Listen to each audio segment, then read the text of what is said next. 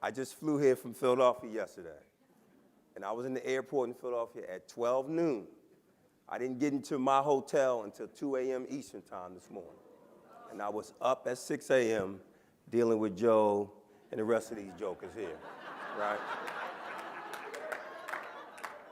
Yeah, he will give an aspirin a headache, so you know, that's your neighbor, not mine. So you cannot treat me the way my kids greet me the way my kids greet me every morning when they get off the school bus, right? So good morning. Good morning. There we go. It is an honor and a pleasure. It's always an awesome experience. To come to Minnesota in the summer, I was in Duluth and had a great time. So this is a great experience for us because it's a little different. That we're going out of our comfort zone a little and into our learning zone. And we avoid the learning zone often as administrators and educators because it's very close to the frustration zone. But I think that if we model for you being different and being innovative, it'll be an example for you. So we were given these slides, and I intentionally didn't spend too much time thinking about these slides because not only am I a principal, but I'm also a father. I got 2 girls, and you ladies are high maintenance at any age, so we have to study for you. So when I see this slide and you see the chess pieces that if you know my story, I teach all of my students to play chess. It's mandatory. And my students are inner city kids and they've gone on to become, national chess champions. But chess also teaches students to critically think and to problem solve. And when I see this slide, I see a larger piece and a smaller piece. And your chess player, it's a pawn and could be a queen, could be a king, could be a bishop, any piece larger than the pawn. But I think the symbolism here is that we have an opportunity to influence those little people. Before long, that pawn is the only piece in the game that can become another piece. Not the queen, not the king, nor the piece on the board can become another piece except for the smallest piece, the pawn. And I think the message there is for us to say to young people, each and every one, that you can be me because I was once you. And we love these children before we ever meet them. And I think it's a powerful message for them to understand that we come here every day, especially you men, for them to know that we do not live in a fatherless society. There are men, who care. These women have supported us for hundreds of years, but we can look at those young people and tell them that we will be here tomorrow.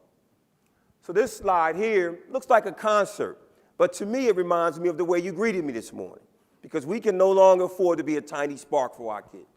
That we have to be kind of people who are willing to get out and entertain and perform for these young folks to get them involved in understanding what we want to do for them. And that's the understanding that education for some can be their only salvation. So if we've got to play an instrument, we've got to sing a song. Some of you have done some crazy things for your young people, but it's simply because we want them to know that we love them and we care about them. This picture here, this looks like a tree. But if you really deeply understand it, you'll understand that there are hundreds of years of growth. And that tree, whoever watered that tree when it was young, may have never seen that tree grow. And they're young people that we'll influence and that we'll work with for years.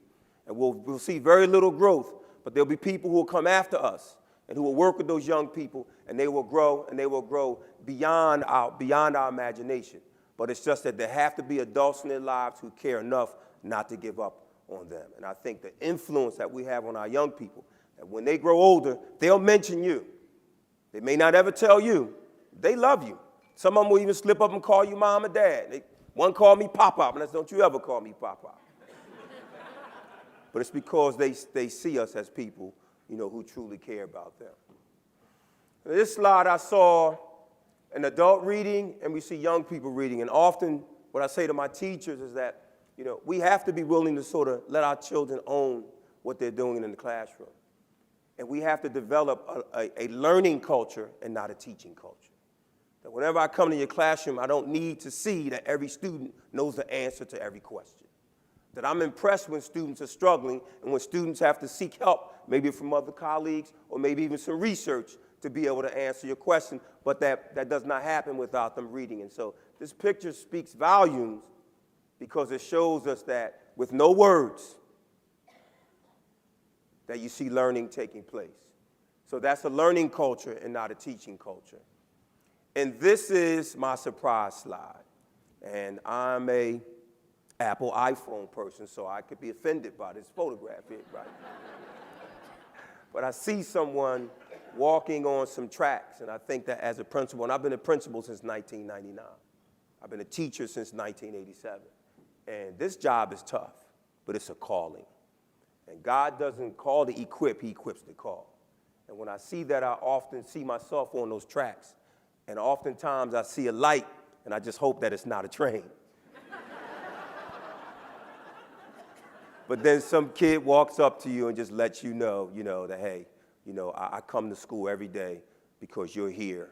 Or some adult comes and says, listen, I just enjoy working with you and appreciate it. I know I'm not always the person I need to be, but I know I'm a better person because you have breathed some air into the culture in our school. So thank you very much, folks.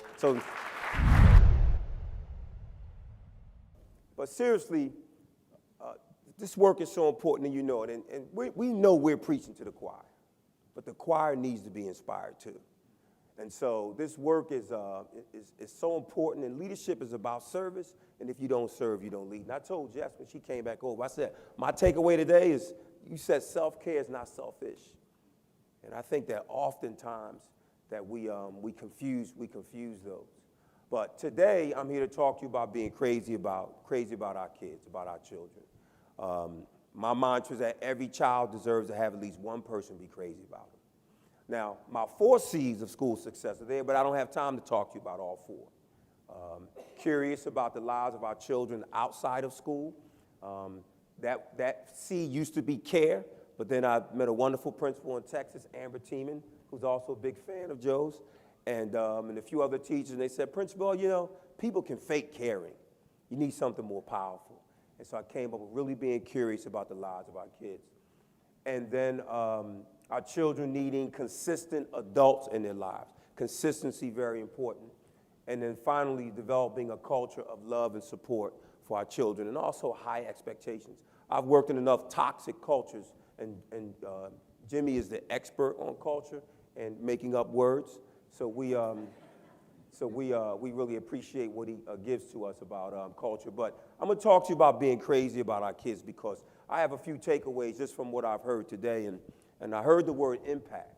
I heard the word elevate.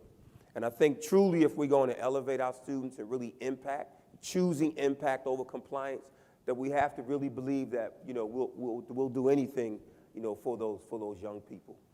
We deal with, in my school community, we dealt a year ago with losing a young person. Well, he was shot in the wheelchair, paraplegic.